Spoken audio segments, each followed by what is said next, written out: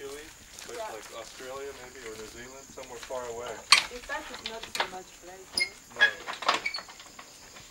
but You're also from Patagonia? No, from Catalonia. From where? From Barcelona. Barcelona. Yo hablo un poco de español. ah, sí. Americano que habla español, ¿no? Soy holandés. Ah, bueno. Yeah, sí, porque yo vivo en los Estados Unidos. Pero yo tengo 30 años. Pero yo vivió en la Margarita para muchos años.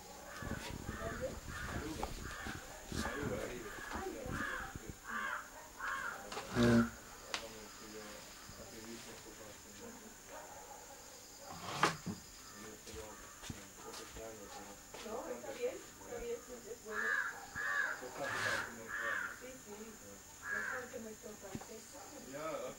Pero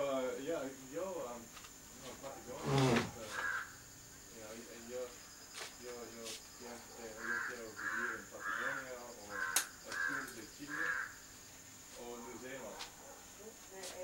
Es frío, ¿eh? Et voilà, Frío la Patagonia. c'est tout. No. J'ai choisi cet endroit pour, comment je pourrais dire, chacun de nous a une prison, soit intérieure, soit extérieure. Bon, ici j'ai décidé de créer ma prison extérieure pour entrer à l'intérieur de moi.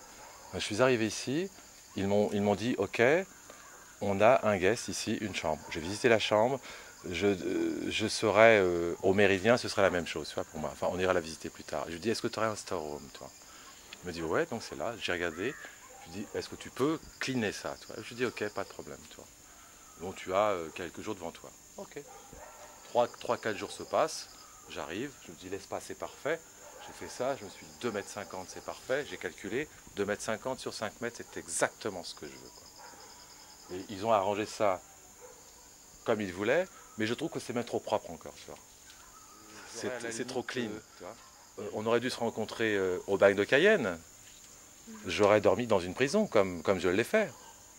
Tendre un hamac, j'avais juste besoin de ça, c'est tout.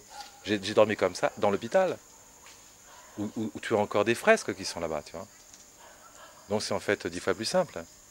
Mais bon, je me suis dit, après tout, il faut s'adapter dans la vie, hein.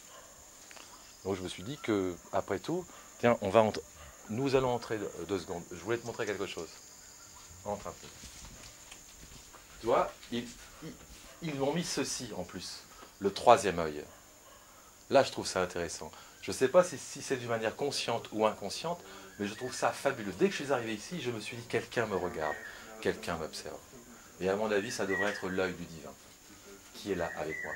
Si on parle dirais-je, divin ici, ou de spiritualité, je pense que ce tableau a le moyen d'exister. Je veux dire, sans cet œil-là, je n'existe pas ici.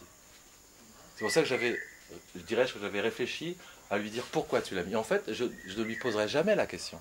C'est que s'il l'a mis, c'est que soit il était là avant moi, mais je crois qu'il était là avant, si je ne m'abuse. Là, il y a par exemple une cage à chiens. Un jour, j'irai m'installer dedans pour savoir quelque chose. Là, tu peux, à la limite, toi, tu vois cette cage un peu, tu vois, un être humain peut largement rentrer dedans, largement. Je dirais presque un Doberman peut rentrer dedans. Je suis venu plutôt pour lire aux Indes, enfin ça fait la 2e fois que je viens. Je suis venu, c'est pour comprendre pourquoi je voyage depuis 25 ans. Pourquoi faire? Ça sert à quelque chose? Ça sert à tous? Ça sert à rien? Parce qu'on peut voyager pour rien aussi pendant qu'on y est. Donc, à 14 ans, j'avais eu l'idée de voyager. Bon, comme je l'expliquais tout à l'heure, Tom Sawyer m'a aussi donné l'excellente idée. Et puis Tintin aussi, forcément. Je me suis dit, je vais faire quelque chose d'impossible. J'ai décidé d'aller au Brésil. Pourquoi? La musique, les femmes, j'en sais rien, quoi. Quelque chose m'appelait là-bas. Et donc le Corcovado, je trouve que c'est quelque chose d'exception.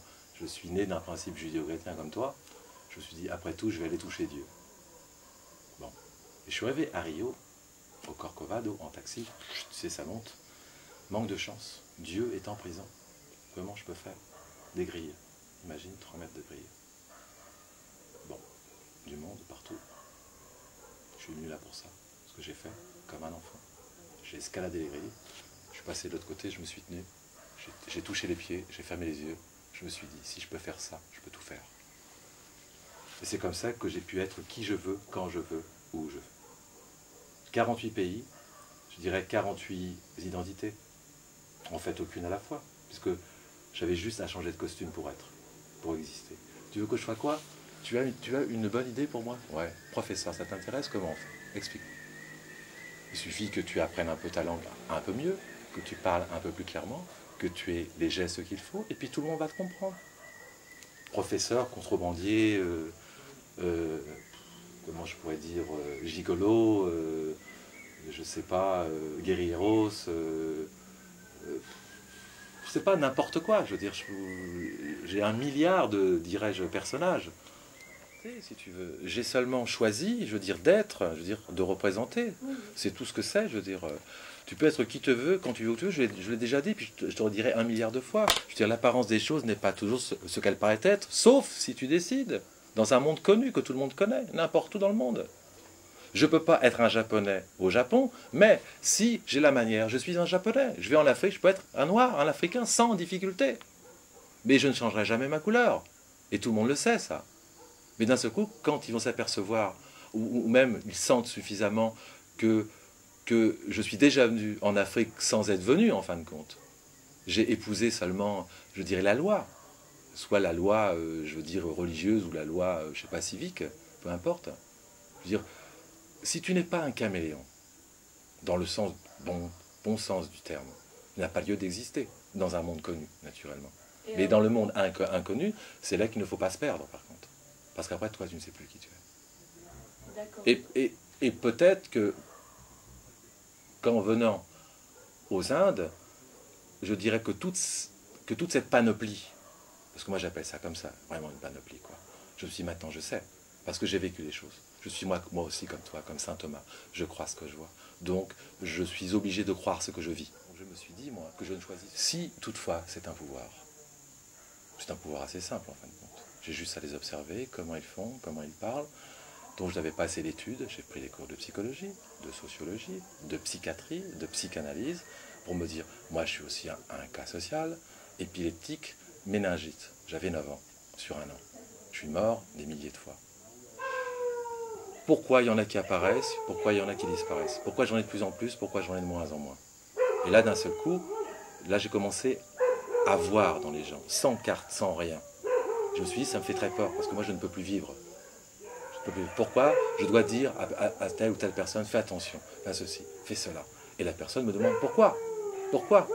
Je dis, je ne sais pas, quelqu'un me parle, je te dis, il faut que je me vide la tête, là. Tu vois. Et en fait, ce que les gens ont envie d'entendre, ce n'est pas la vérité qu'ils ont envie d'entendre. C'est en fait leurs simples émotions du moment. Parfois, si je te fais les cartes, je te demande toujours question ou pas de question. Si c'est pas de question, tu vas avoir toutes les questions du monde et aucune à la fois. Ça parle de tout et de n'importe quoi. Certains ont entendu parler de moi. Certains me considèrent ici comme le diable. Eh oui, c'est normal, ils ont raison. Ils ont tort, mais ils ont raison à la fois. Moi, je suis un être humain comme eux. Comment je peux savoir? Ici, en fait, dans cette vie, j'ai tous les droits de vie et de mort sur les gens. Moi, j'ai aucun droit. C'est eux qui me permettent ce droit-là. C'est eux qui créent la phobie. C'est eux qui créent leur propre peur, comme moi. Si je suis tombé, c'est mon inconscience et mon conscient. Et eux sont balancés constamment, conscient, inconscient, conscient, inconscient. Est-ce que je fais bien? Est-ce que je fais mal? Si je fais un travail, si on parle de yoga dans la matière, ça veut dire que tu es là pour faire des choses dans la matière que tu peux toucher, là, tu vois. Quand on parle de yoga intégral, ça correspond à l'ensemble, la matière, intérieure, extérieure, monde connu, monde inconnu, que tu dois travailler tous les jours, sans arrêt. Sinon, tu es l'un ou l'autre.